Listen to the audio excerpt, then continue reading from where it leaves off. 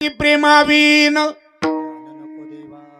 ज्ञान नको देवा, म्हणजे नकोय ते अगोदर देवाच्या समोर मांडलंय. भगवान भक्ती प्रेमावीन ज्ञान नको देवा. भगवान भक्ती प्रेमाविना जे ज्ञान आहे ते ज्ञान मला नको. आता ऐका थोडस. नको म्हणतात ते काय? ज्ञान आहे. नको म्हणतात ते काय? ज्ञान आहे. आता ज्ञान नको म्हणतात म्हणजे मानवी जीवनामध्ये ज्ञान महत्वाचं मूल्य आहे. लक्षात ठेवा. तुमचा व्यवहार असो की परमार्थ असो, जीवनामध्ये ज्ञान नसेल तर पशुत आणि त्याच्यात काही फरक. ज्ञानहीन जीवन म्हणजे पशुतुल्य जीवन आहे. म्हणून मानवी जीवनामध्ये ज्ञान महत्वाचं मूल्य आहे. लक्षात ठेवा. आता नको म्हणतात ते ज्ञान आहे. व्यवहारामध्ये कुठली वस्तू मनुष्य नको म्हणतो कधी, त्याची काही 2-3 कारणं ठरलेली आहेत. कशी? आता एखादी वस्तू जर सहज प्राप्त होत असेल आमच्याकडच, आमच्या जिल्ह्यात, आमच्या भागात, परिसरात जर सहज ती वस्तू मिळत असेल तर इथून कन्नड तालुक्यातून न्यायची गरज. मग मी काय म्हणणार? जर सहज तिथं उपलब्ध होत असेल तर मी काय म्हणणार? मला नको. म्हणजे सहज मिळत असली वस्तू तर मनुष्य म्हणत असतो मला नको. दुसरं नको म्हणण्याचं कारण, जर आपल्याच तिथं आठवडे बाजारात भेटत असेल, मार्केटमध्ये भेटत असेल, बाजारात भेटत असेल, किंवा आपल्या शेतात किंवा परिसरात रानावनात कुठं डोंगर दऱ्यात जर भेटत असेल तर माणूस म्हणणार इथून 3 जिल्हे ओलांडून न्यायची गरज. मगही माणूस म्हणणार मला नको. नको म्हणण्याचं तिसरं कारण असे, जर वडील गेल्यानंतर म्हणजे परंपरेने, वंश परंपरेने जर ती प्राप्त होत असेल वस्तू, तरी माणसं म्हणतात काय मला आज गरज नाही, वडील गेल्यानंतर ती मला मिळणार असेल, त्याच्यामुळे मला नको. आता इथं नको म्हणतात ते काय? नको म्हणतात ते ज्ञान आहे. मग 2-3 मुद्दे सांगतो तुम्हाला. ज्ञान सहज प्राप्त होतं का? 1. ज्ञान बाजारात रानावनात भेटतं का? 2. आणि ज्ञान वंश परंपरेने भेटतं का? 3. मग नको तरी का म्हणतात? तर नीट आहे का? ज्ञान सहज प्राप्त होत नाही आणि ज्ञान कोणाला बी प्राप्त होत नाही. ज्ञान प्राप्त करून घेण्याकरता सुद्धा काय लागतो? अधिकारी लागतो. ज्ञान प्राप्त करून घेण्याकरता काय लागतो? अधिकारी लागतो. ज्ञान कोणालाही प्राप्त होत नाही. मग ज्ञान प्राप्त करून घेण्याकरता जर अधिकारी लागतो तर तो कोण आहे ज्ञानाचा अधिकारी?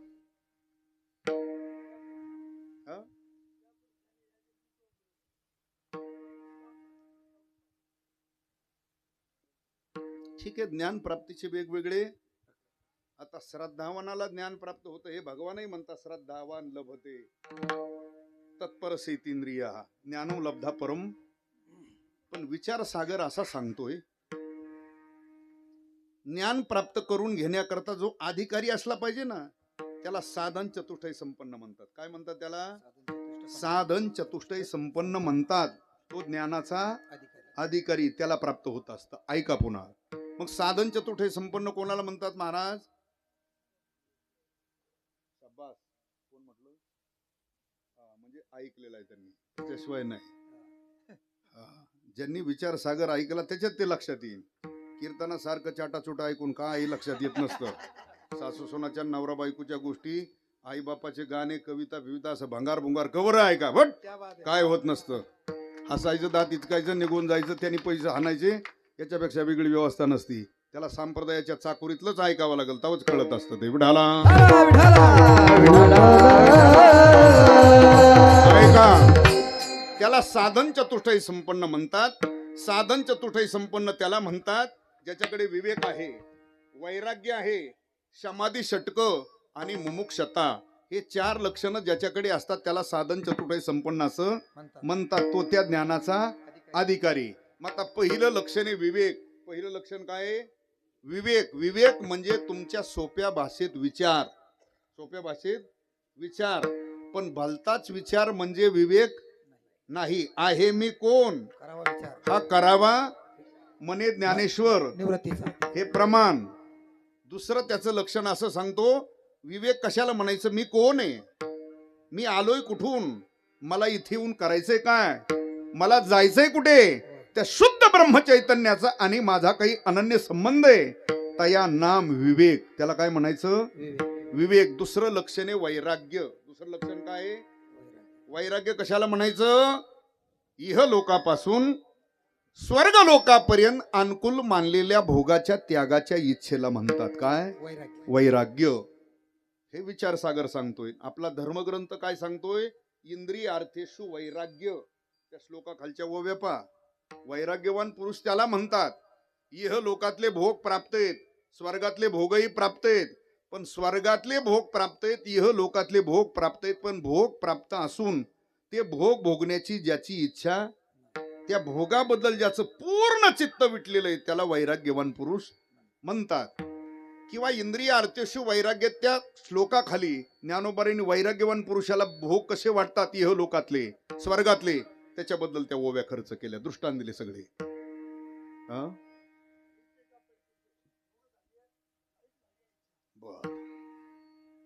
पहिल्यापासून सांगतो. वमेलिया अन्ना इथून लाळ न घोटी जीवी रसना, कांग न स्वया लिंगणा प्रीताचिया, विष खानी नागवे जळत घरी न रिघावे, व्याघ्र विवारा न करावी वस्ती जीवी, धडधडीत लोहरसी उडी न घालावी जैसी, न करावी उसी अजगराची.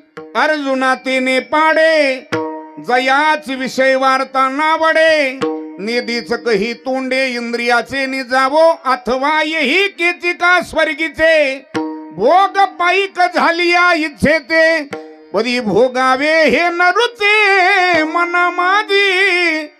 त्याला वैराग्य म्हणायचं. त्याला काय म्हणायचं? वैराग्यवान पुरुष त्याला म्हणतात. पहिलं विवेक आहे, दुसरं वैराग्य, तिसरं समाधी षटक. किती येते? 6. शम, दम, उपरम, तितिक्षा. अर्थात त्याच्यात मनोनिग्रह सांगितला, पुन्हा इंद्रिय निग्रह सांगितलेला आहे. हे ते लक्षात आलं माझ्या. ते समाधी षटक कोणत्या दुकानात भेटतात, केवढ्याला येतात, कशावर खातात, तुम्हाला काही त्याचं घेणं देणं. तुम्हाला युट्यूबवर गाणे कीर्तनात बी ऐकायचा नाद आहे, त्याच्यामुळे तुम्हाला नाही समाधी षटकाचा मेळ लागायचा.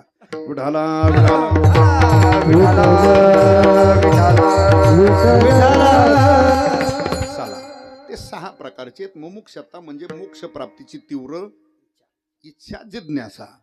हे 4 लक्षणं ज्याच्याकडे असतात त्याला साधन चतुष्टय संपन्न असं म्हणतात. तो त्या ज्ञानाचा अधिकारी. मग त्याला प्राप्त होत असतं काय? ज्ञान. म्हणजे सहज प्राप्त होत नाही. मग ज्ञान सहज प्राप्त होत नाही तरी नाथ बाबा म्हणतात मला ते नको. बर ठीक आहे. मग ज्ञान कुठं मार्केटमध्ये भेटतं का ज्ञान? ब्रह्मज्ञान नाही मिळत हाती, ब्रह्मज्ञान नाही तरी हाती, ब्रह्मज्ञान नाही मिळत हाती, ब्रह्मज्ञान हाती मिळत हाती,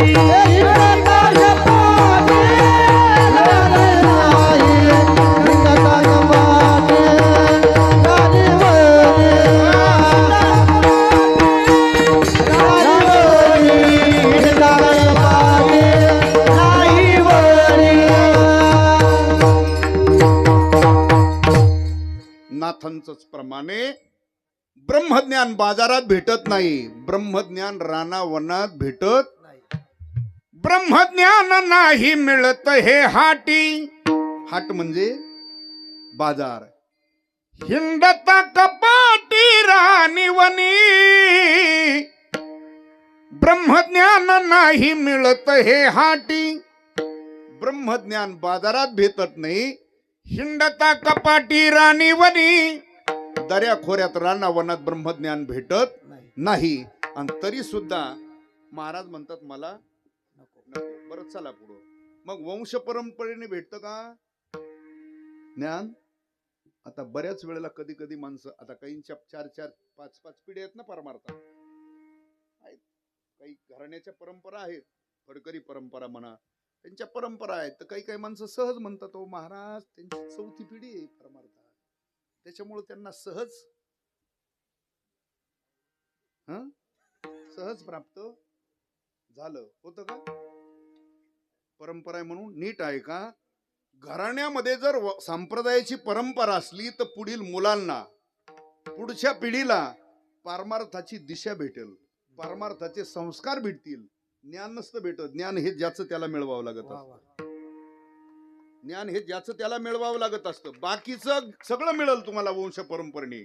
बँक बॅलन्स, शेती वाडी काय असेल, गाड्या घोड्या काय असेल, म्हातारं गेलं किती 100% मिळणारच. त्याला कोणाची गरज नाही. ते मिळतच. कोणाला? पोरांना मिळतच ना म्हातारं गेल्यानंतर. पण ज्ञान नसतं भेटत. काय त्याच्याकडे बुद्धी चातुर्य असेल, ज्ञान असेल ते त्याचं. हा, नाही तर कल्पना करा, भजन करा, सांगतो तुम्हाला. विठाला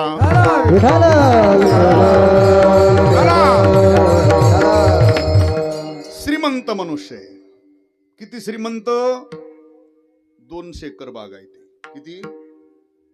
आणि 200च्या 200 एकर लावलेला आहे.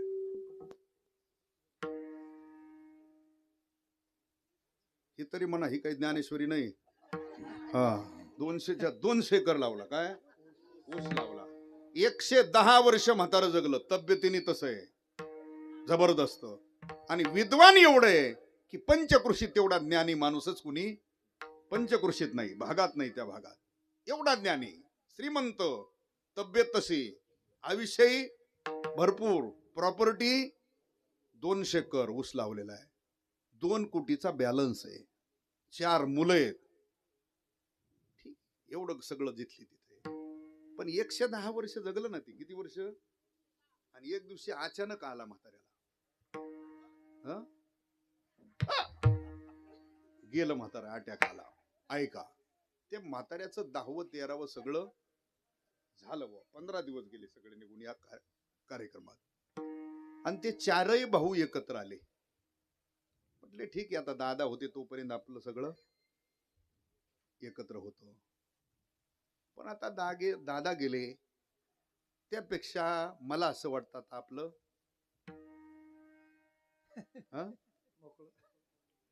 ही ओवी लय पाटे तुमच्या लय पाटे ही ओवी. कारण सगळे घर तुमच्यामुळेच बाहेर झाले नाही. हा, मी म्हणायच्या अगोदर तिकून म्हणते वायले. ही बरी पाठ केली ओवी तो.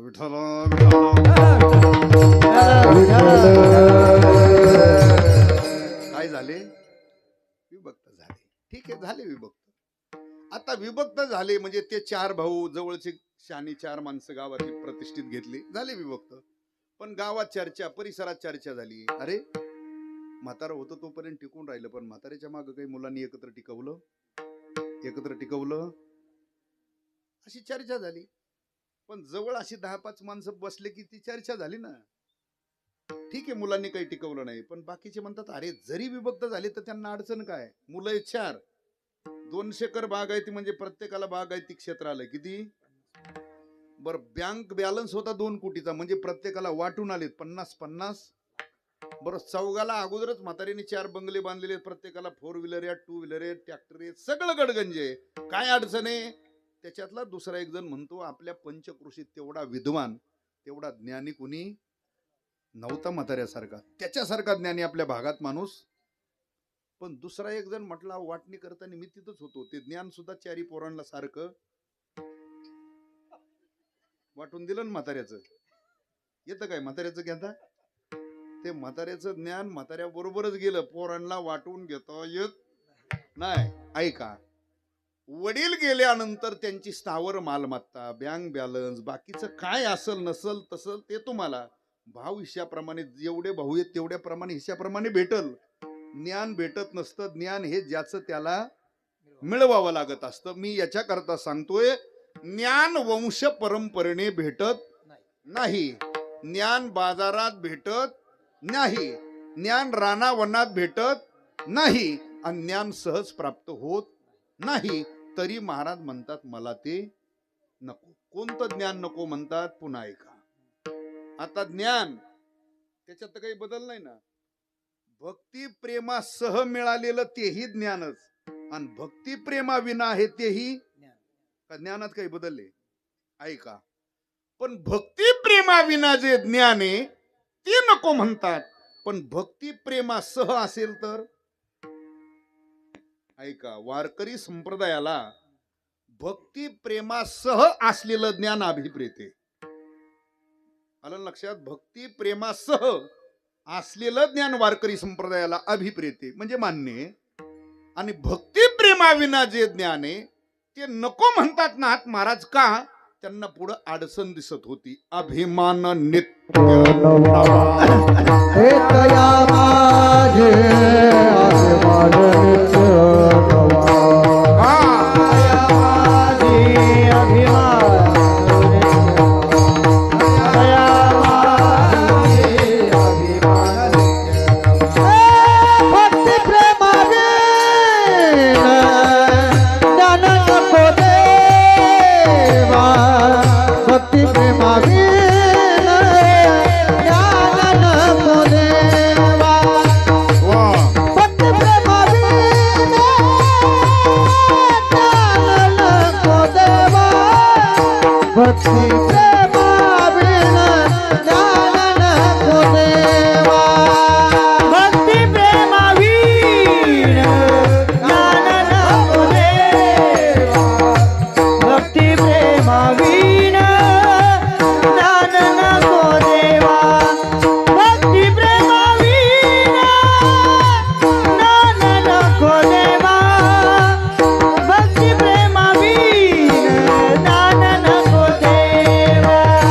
हे अभिमान नित्य नवा तया माझे. अभिमान नित्य नवा तया माझे. प्रेम सुख दे. प्रेम सुख दे.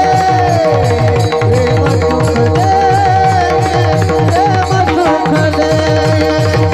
प्रेम सुख दे. प्रेम सुख दे. प्रेम सुख दे. प्रेम सुख दे.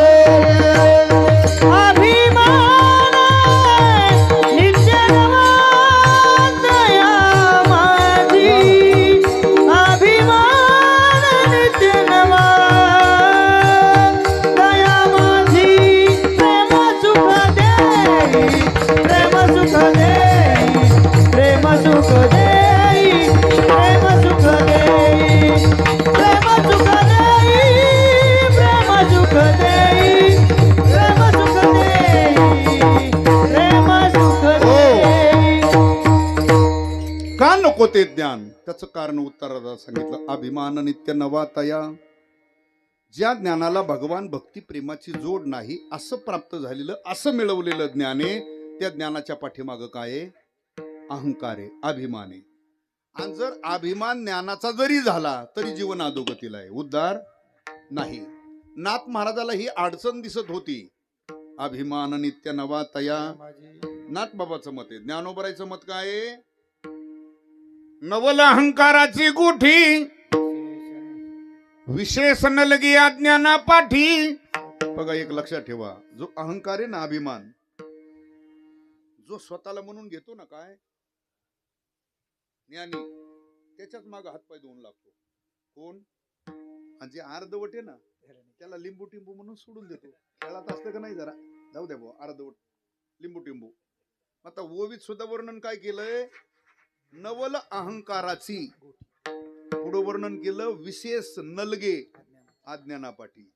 विशेष नलगे म्हणजे अज्ञानाच्या मागे विशेष करून तू लागत नाही. पण सज्ञानाच्या झोंबे कंठी नाना संकटी नाचवी. सज्ञान म्हणजे ज्ञानी म्हणून घेणारा त्याच्या मागे हातपाय धुवूनच लागतो. म्हणजे काय करतो? त्याला गप्प बसू येत नाही. त्याला सारखी हात लावायला होतो. माझ्यासारखा ज्ञानी या गावात, माझ्यासारखा विद्वान ज्ञानी पंचकृषीत, तालुक्यात, जिल्ह्यात नाही माझ्यासारखा ज्ञानी. मग ज्ञानाचा काय बाळगला त्याने? अहंकार. ते सारखं हात लावायला होतं ना. सज्ञानाच्या झोंबे कंठी नाना संकटी नाचवी. बघा तुम्ही, पूर्वीच्या कालामध्ये असे काही एखाद्या देवाचा उत्सव असला काही, तर त्या पूर्वीच्या कालामध्ये अशा छोट्या छोट्या बाहुल्या राहायच्या बघा. त्या नाचायच्या. त्याला काय म्हणायचं? ते कटपुटली का असं काहीतरी, कळसूत्री असं काहीतरी म्हणायचे ते. पण आता ते काही दिसत नाही खेळ कुठं. पण पूर्वी असायचा, म्हणजे आम्ही लहान असताना ते छोट्या छोट्या बाहुल्या असायच्या, टुनू टुनू नाचायच्या. त्या पाहिलेल्या आहेत आपण, बऱ्याच मंडळींनी पाहिलेल्या आहेत ना. कुठं यात्रेत पाहिलेले आहेत का जत्रात? हा, कारण जत्रा वेगळी असते आणि यात्रा वेगळी असते. जत्रा तिला म्हणतात ज्याच्यात हा आडवं उभं चालतं ती जत्रा. जिच्यात उभं आडवं नसतं पण आपलं ग्रामदैवते कुळदैवते याचा वार्षिक उत्सव केला जातो, त्याला म्हणायचं यात्रा. पूर्वीच्या कालामध्ये अशा यात्रा भरायच्या. देवीची यात्रा असायची, भैरवनाथाची, ज्योतिबाची, मारुतीची, शंकराची, कुठली देवाची यात्रा भरायच्या गावगाव. पूर्वीचा काल होता, बागायती क्षेत्र नव्हतं, लोक एवढी फिरत, बघायला काही नव्हतं. मग एखादी खेड्यातली यात्रा काही असली ना, यात्रा उत्सव, 10-20 खेड्याचे लोक तिथं बघायला यायचे. बरं, तो काळ असा जुना होता. एक 5 रुपये असले की यात्रा एकदम चमचमीत व्हायची, काय अडचण नाही. किती रुपयात सगळं व्हायचं, खाणं पिणं, चहा नाश्ता, बिडी पाणी, पानपट्टी खा, इकडं तिकडं सगळं. आणि काही माणसं त्या बरोबर चैत्रात असायची यात्रा, उन्हाच्या भरात. लोक उन्हाला काही मोजीत उन्हातच जायचे. बरं, पायी या गावाहून यायचे त्या गावाहून. बरं, काही माणसं तिथं घरी येऊन नेलेले 5 रुपये 10 रुपये मुडीत, पण आनंद सगळ्या यात्रेचा घ्यायचे ते. आता काही माणसं रुपया 50 पैसे द्यायचे ते ह्याच्यात बसायचे त्या पाळण्यात, राडगाड्यात. काही बसत नव्हते पण आनंद बसलेले इतकाच लुटत होते उभा राहून.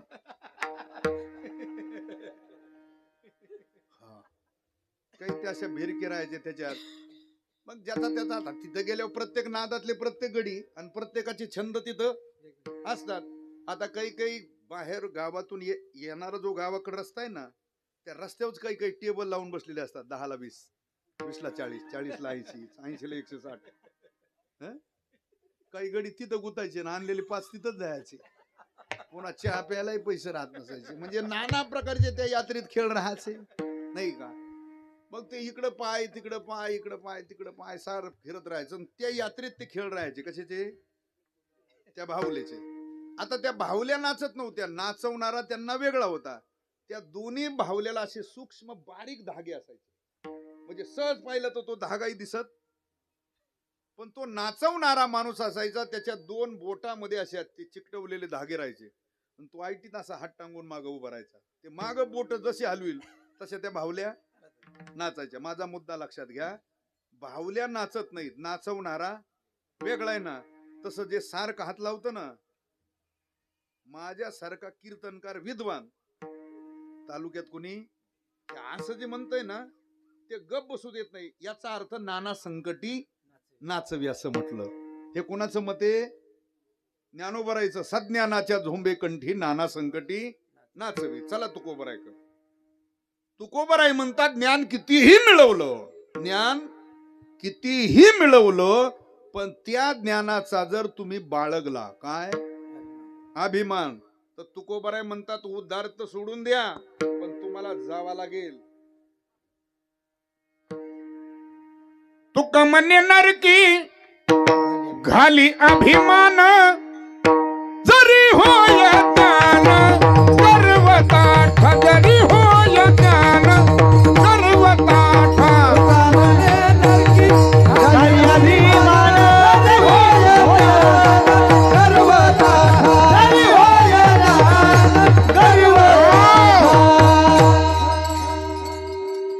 तुका म्हणे नरकी घाली अभिमान, जरी होय ज्ञान गर्व. तुकोबराय म्हणतात ज्ञानाचा अहंकार गर्व ताठा धरला तर जावं लागेल कुठं, नरकात. तुकोबराय. ज्ञानोबराय म्हणतात सज्ञानाच्या झोंबे कंठी नाना संकटी नाचवी. नाथ महाराज म्हणतात अभिमान नित्य नवा तया माझी. मग कोणत्या ज्ञानाच्या माग अभिमाने अहंकारे? ऐका, ज्या ज्ञानाला भक्ती प्रेमाची जोड नाही त्या ज्ञानाच्या माग अहंकार अभिमाने. पण ज्या ज्ञानाला भक्ती प्रेमाची जोड आहे ना, ज्या ज्ञानाला भक्ती प्रेमाची जोड आहे, तिथं अहंकार अभिमान राहत नाही.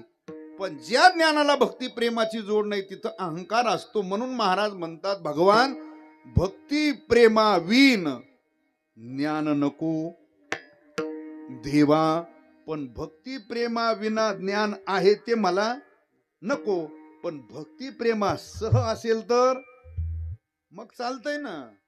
त्याची गरजच आहे संप्रदायाला. भक्ती प्रेमा सह ज्ञानाची गरज आहे. भक्ती महत्वाची आहे, प्रेम महत्वाचं आहे आणि ज्ञानही. हा, पण ते हे तिन्ही एकत्र असले तर उद्धाराला कारण आहे, मुक्त होण्याला कारण आहे, जन्म मरणाच्या निवृत्तीला कारण आहे. आणि नुसतं ज्ञान आहे आणि भक्ती प्रेम नसेल तर त्या ज्ञानाच्या मागे अहंकार आहे, अभिमान आहे. मग ते ज्ञान प्राप्त होऊनही जर जीवन अधोगतीला जात असेल, त्यापेक्षा महाराज म्हटले भगवान भक्ती प्रेमावीन ज्ञान नको देवा, का अभिमान नित्य नवा तया. ठीक आहे, मग पण महाराज हे नको म्हणतात ना, भक्ती प्रेमाविना ज्ञान नको, तर ठीक आहे. पण हवं काय? प्रेम सुख देई, प्रेम सुख देई, प्रेम सुख देई,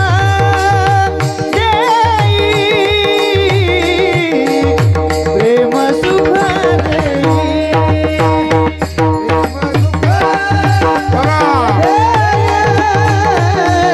प्रेम सुख देई, प्रेम सुख प्रेम सुख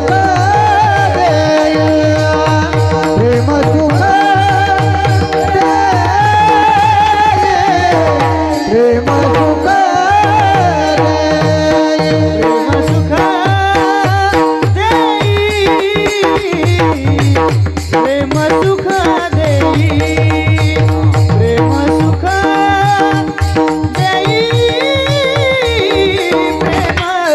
प्रेम सुख देई, प्रेम सुख प्रेम सुख प्रेम सुख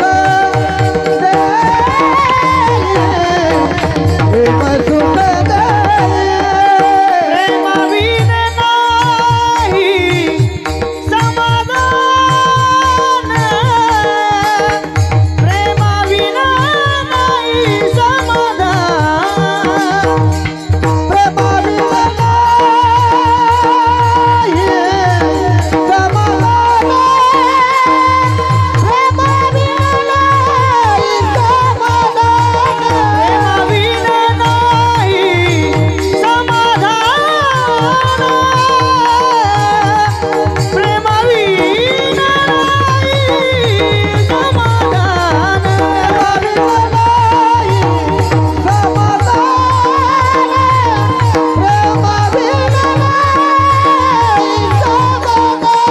प्रेम सुख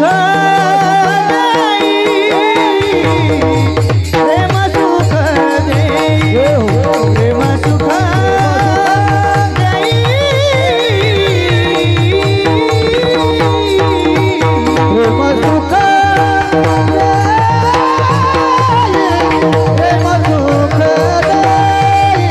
प्रेम सुख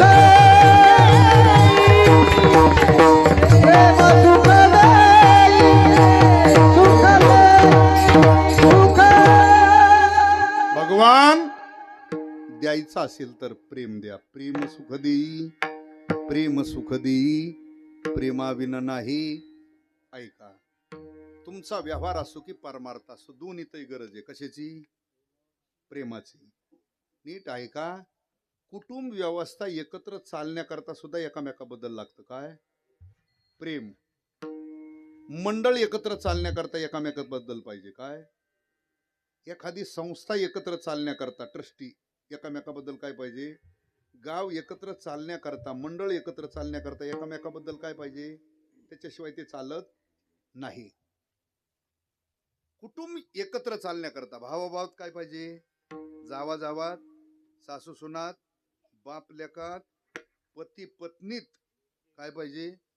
त्याच्याशिवाय एकत्र घर चालत नाही. आणि त्याच्यापेक्षा सांगतो, परमार्थामध्ये साधना करत असताना, मग कोणती साधना करा तुम्ही, भजन करता, भक्ती करता, नामस्मरण करता, पारायण करता, पूजापाठ करता, नित्यनेम करता, वारी करता, श्रवण करता, जे जे परमार्थातलं साधन तुम्ही करता, ते प्रत्येक साधन करीत असताना त्या साधनेमध्ये जर प्रेम नसेल तर ती नुसती क्रिया ठरते. काय ठरते?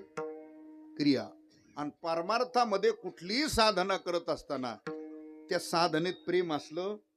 बऱ्याच वेळेला काही माणसं नाविलाजाने साधन करतात. कसं की 3 पिढ्यातली वारी आहे बुवा, आजोबाने केली, वडिलांनी केली. आता अचानक वडील गेले की आई सांगत असते, बाळा आपली 2 पिढ्यातली परंपरा आहे बाबा. कशाची?